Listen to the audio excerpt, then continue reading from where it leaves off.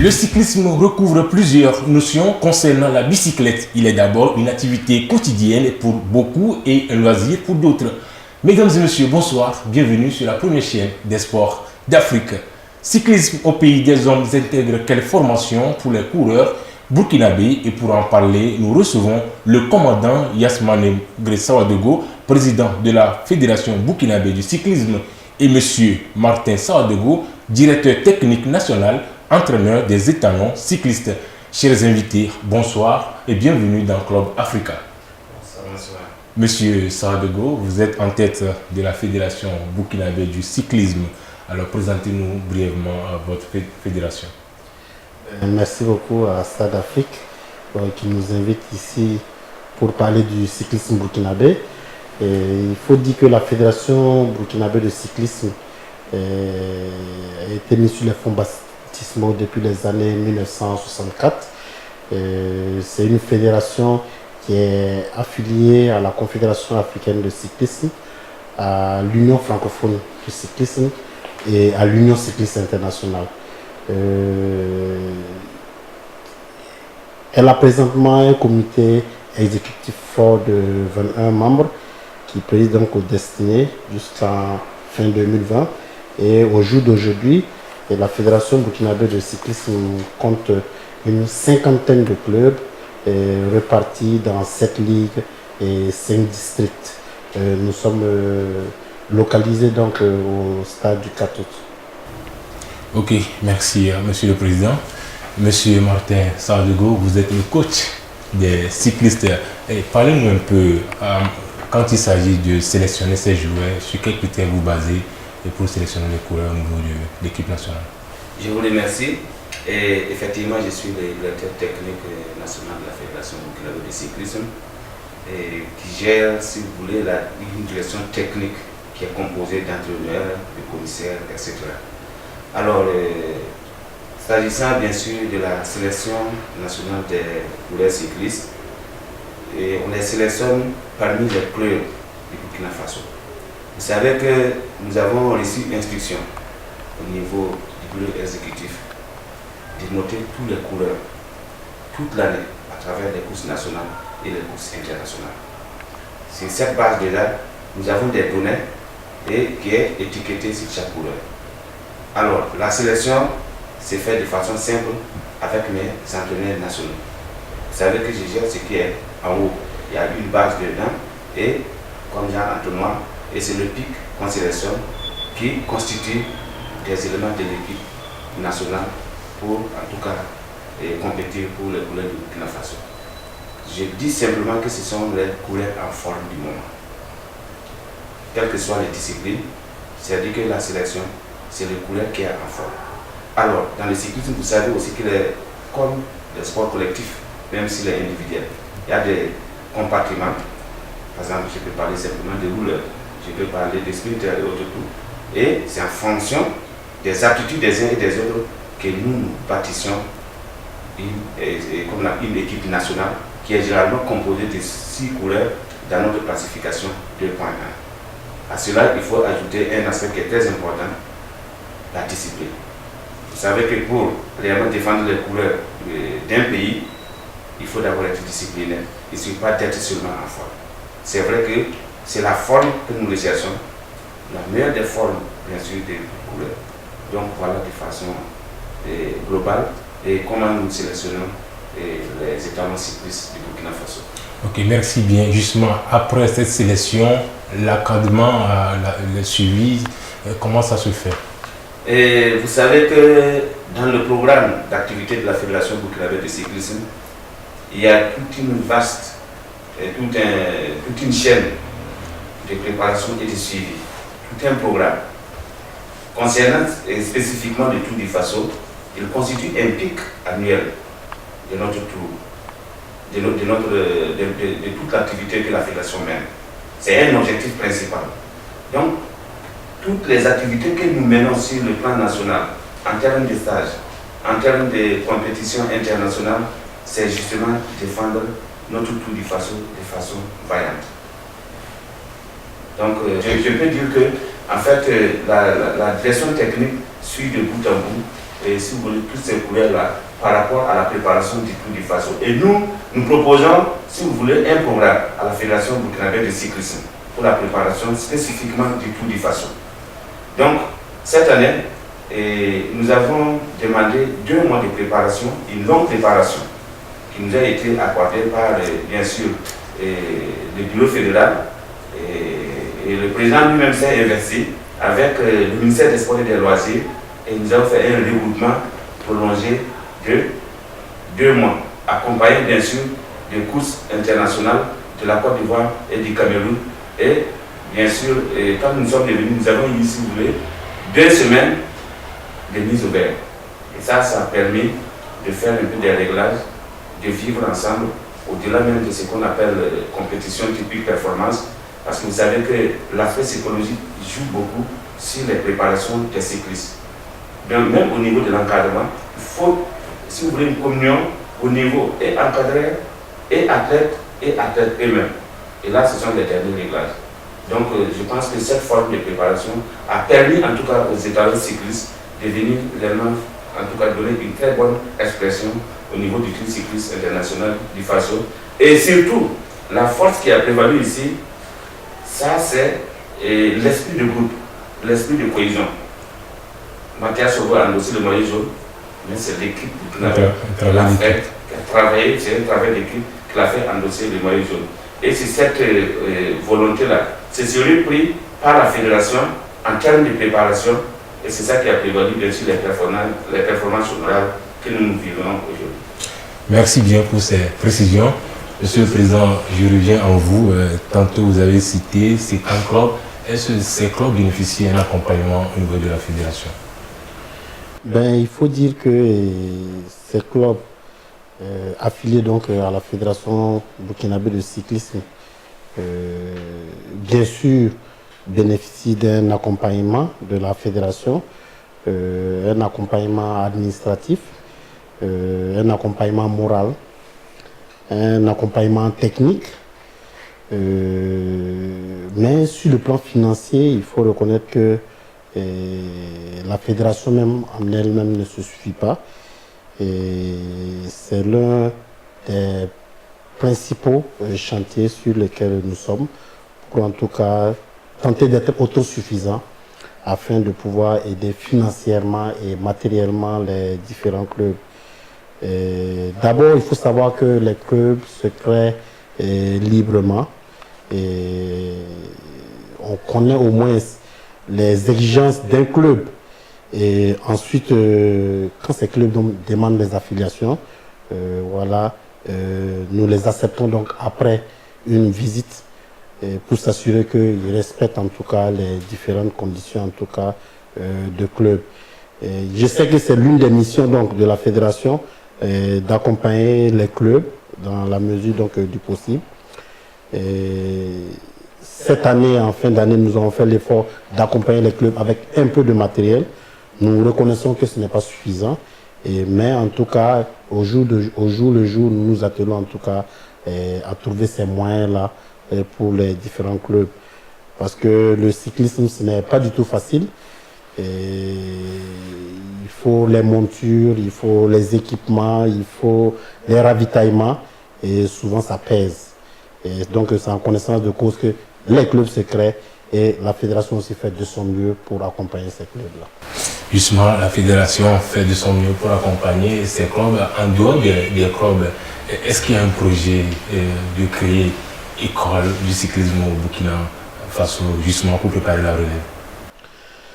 Oui, il faut dire que l'école de cyclisme se trouve donc dans l'une des priorités de mon programme de mandat. Donc, en son temps, donc, il existait des écoles de cyclisme à travers les différentes ligues. Et au jour d'aujourd'hui, il faut reconnaître que il y a un fort recul. Donc, en postulant donc pour la présidence en 2016, je me suis fait en tout cas le devoir, à la fin de mon mandat, de présenter une école de cyclisme réelle, une localisation avec le matériel et avec donc la relève. Et il faut dire que nous savons aussi que le ministre des Sports, que je salue au passage, en tout cas a promis de faire des pôles de croissance et a promis en tout cas de mettre un axe d'effort sur la relève dans les différentes fédérations sportives. Et donc le cyclisme n'est pas en marche. Donc on est sûr que l'un dans l'autre, d'ici là en tout cas, nous verrons donc un cyclisme mieux organisé à la base. Merci beaucoup, Monsieur le Président. Nous sommes en 2019. Nous avons fait un retour en 2018. Débuté le 26 octobre, la 31e édition du Tour du Faso a vu son apothéose à Ouagadougou le 4 novembre 2018. Une dernière étape parcourue de Zorgo à Ouagadougou, longue de 127 km. À l'arrivée, c'est le Belge Thimi Dobouès qui arrive en tête et le Burkinabé Mathias Sorgo conserve le maillot jaune, une fierté pour le peuple burkinabé. Nous allons revivre la 10e étape du Tour du Faso à travers ce reportage. Le 38e Tour international du Faso a bouclé sa 10e étape ce dimanche 4 novembre. Une dernière étape parcourue de Zorgo à Ouaga, longue de 127 km. Arrivé à Ouagadougou, le Belge Thimi Dobouès arrive en tête. Le Burkinabé Mathias Sorgo conserve le maillot jaune. Je pense que ce serait surtout la nuit. Quand je vais dormir et puis me réveiller, trouver que demain, il n'y aura plus d'étapes et j'ai gardé définitivement le maillot. Voilà, depuis 2015, comme je l'ai dit, je me bats pour en tout cas faire plaisir à moi-même personnellement parce que le cyclisme c'est une passion pour moi et puis pour faire plaisir à tous ceux qui aiment le vélo. Voilà, donc cette année, je peux dire que ça a été la bonne parce que 2 fois au général, au 3e au général et puis cette année, en tout cas j'occupe la première place. Voilà, ce n'est que du bonheur pour moi et puis un rêve réalisé. Sincèrement, je suis comblé, ma joie est immense. 10 jours, 10 étapes d'efforts, de travail. Je voudrais donc féliciter très sincèrement le maillot jaune, qui est notre compatriote, Mathias Sorgo, pour en tout cas les efforts qu'il a accomplis et également pour tout le travail que toute l'équipe a accompli et qui font qu'aujourd'hui, nous sommes fiers de voir qu'un de nos enfants a gagné donc le maillot jaune de la 31e édition du Tour du Faso. Bravo à Mathias Sorgo, bravo à toute l'équipe des étalons cyclistes et vraiment c'est une grande joie pour tout le Burkina Faso. Alors je voudrais tout simplement saluer le travail qui a été abattu, la qualité du travail qui a été abattu au sein des étalons cyclistes, ce qui a permis le retour donc à la victoire pour mériter donc ce maillot jaune. Et ça, je veux le dire, ça a été un travail collectif, ça n'a pas été un travail individuel. La 31e édition du Tour cycliste international du Faso, 1185,2 km répartis en 10 étapes, qui a débuté depuis le 26 octobre, a pris fin ce dimanche 4 novembre 2018 dans la capitale du pays des hommes intègres, Ouagadougou. Ok, monsieur le président de la fédération, nous venons de suivre ce reportage, la dernière étape du Tour du Faso. Est-ce qu'on peut dire que vous êtes satisfait de vos coureurs? Vous nous avez fait revivre encore des moments forts de l'arrivée finale du Tour du Faso 2018.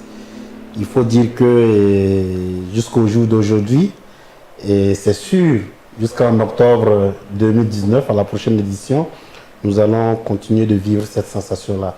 Une sensation vraiment inexprimable, une très grande sensation. Et cette édition du Tour du Faso était un grand défi. Et nous avons été très satisfaits au soir donc, du 4 novembre de l'organisation d'une façon générale. Le défi a été relevé. Un comité d'organisation qui vraiment s'est dévoué à l'organisation de cette 31e édition. Et comme vous l'avez vu, c'était une parfaite réussite avec des innovations pour la course contre la montre par équipe et aussi l'incursion au Ghana. Donc, en tant que président du comité d'organisation, je suis vraiment satisfait. Et cerise sur le gâteau, donc, c'est vraiment le sacre du maillot jaune, comme vous le disiez tout à l'heure. Et au jour le jour, le stress montait, mais finalement, grâce à l'encadrement technique, grâce à l'accompagnement du ministère des Sports et des Loisirs et des autorités de façon générale, nous avons pu conserver ce maillot jaune. Donc, organisation et résultat, toute satisfaction remplie, nous ne pouvons qu'être heureux et nous le célébrer jusqu'à la prochaine édition. Merci beaucoup, Monsieur le Président.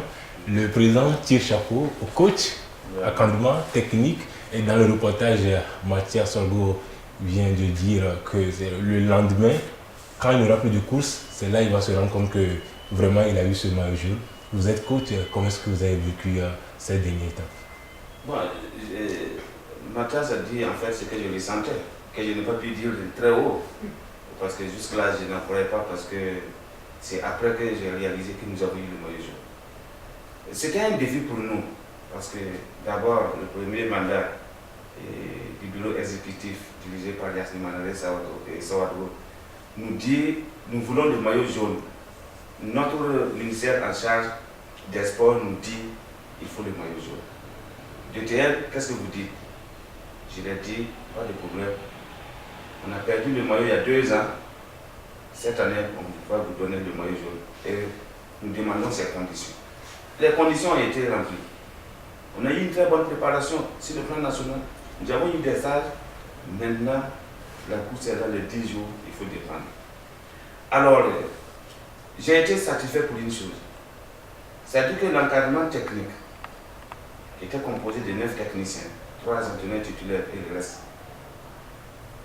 Nous avons mis une tactique, des canons pour gagner, parce que les courses à état, une course à état ne se coule pas comme une course contre la montre, ça ne se coule pas comme c'était un critérium et autres. Donc, nous avons mis les quelques kilomètres à faire. Il faut réellement courir en tenant compte de beaucoup de paramètres tels que la récupération et tout. Et c'est dans cette dynamique que nous sommes partis. Et effectivement, la dernière étape Zorgo-Ouagadougou, à quelques secondes, il fallait gérer. C'est vrai, nous avons eu quelques étapes. Et notre objectif, c'était le maillot jaune. Le maillot jaune, vous le savez, se calcule au niveau du général Autant. Donc, il fallait miser là-dessus. Et comme nous étions en avance sur les secondes, donc il ne fallait pas risquer en cherchant à Ouagadougou et la victoire d'étape et le maillot jaune. Et nous avons eu bien sûr des problèmes avec le public, parce que c'est une fois que vous arrivez, la victoire finale au niveau de Ouagadougou ici, qu'on croit que vous avez eu celui qui est victorieux, que c'est vous qui avez le maillot jaune. Alors que c'est un calcul de temps. Et les consignes ont été réellement respectées au niveau des étalons cyclistes. Et nous avons observé le temps. Et quand nous sommes rentrés dans les 3 derniers kilomètres, parce que là-bas, même si tu crèves, tu gagnes pas, le temps est compté avec le groupe dans lequel tu appartenais. Donc sur le plan technique, je savais que j'avais le maillot jaune. J'ai fait tomber. Donc je l'ai vécu avec émotion, avec satisfaction et avec un défi relevé.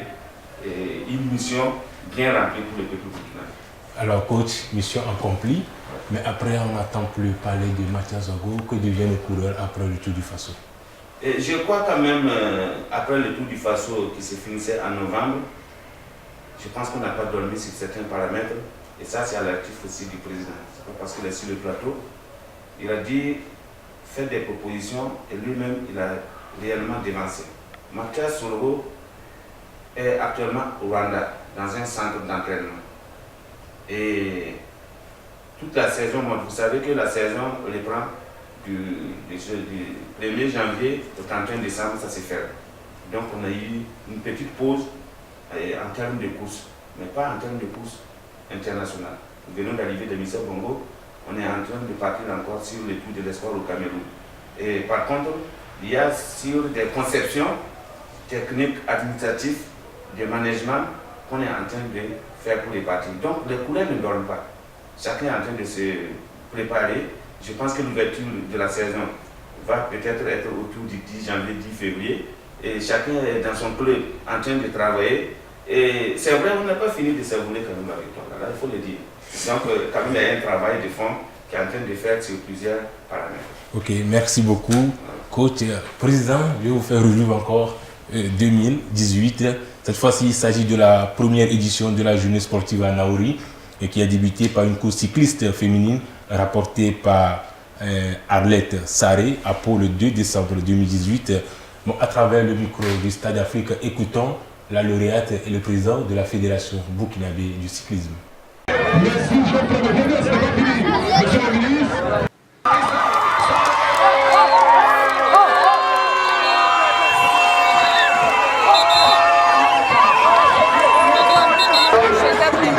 D'avoir remporté cette course. Et je remercie vraiment monsieur Daouda d'avoir organisé ce tournoi. Nous avons eu l'honneur que le cyclisme donc ait été choisi. Donc c'est sans hésiter donc que nous sommes venus ce matin pour suivre la course cycliste féminine. Alors, monsieur le président, quand il s'agit du cyclisme féminin au Burkina Faso, est-ce qu'on peut dire qu'il y a de l'avenir?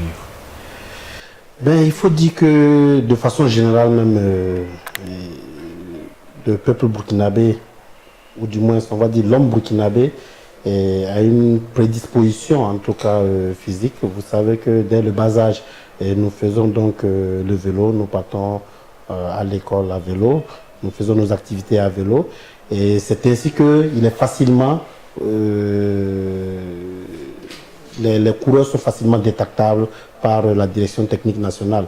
Et le cyclisme féminin était un peu délaissé ces dernières années, mais depuis que nous avons pris la présidence, nous sommes dit que, et nous sommes convaincus que le Burkina en tout cas pourra remporter ses premières médailles au championnat d'Afrique dans la catégorie féminine. C'est pourquoi nous avons donné des instructions à la direction technique nationale pour que nous puissions avoir une jeune équipe féminine afin de pouvoir représenter le Burkina Faso au championnat d'Afrique. L'année passée, nous y étions avec Emilienne Sawadogo, la seule fille. C'était une première expérience au niveau du cyclisme burkinabé. Cette année, nous avons préparé 2 U23 qui vont aller en tout cas défendre les couleurs donc, du Burkina. Et nous avons depuis un certain temps adopté une certaine stratégie, n'ayant pas assez de courses pour les élites hommes et aussi les petites catégories et ensuite pour les dames, nous avons décidé donc à chaque compétition que nous obtenons, et avant donc que les élites ne courent, ou bien pendant qu'ils courent, en tout cas nous trouvons un autre circuit pour les petites catégories et pour les dames. Et depuis un bout de temps, vous pouvez voir des filles cyclistes sur les routes de Ouagadougou en train de s'entraîner et nous sommes convaincus en tout cas qu'elles peuvent beaucoup faire pour le Burkina Faso. Merci beaucoup. Le cyclisme promet au Burkina Faso. La Fédération burkinabé du cyclisme ne ménage aucun effort pour accompagner ces jeunes cyclistes qui ont la passion de pédaler le vélo et certains font de ça leur métier et profession.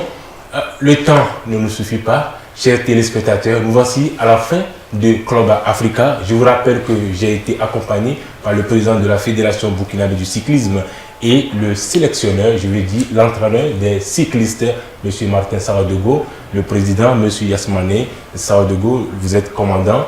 Alors, respect, chers téléspectateurs, on se voit à plus, restez toujours fidèles sur la suite de nos programmes sur Stade Afrique.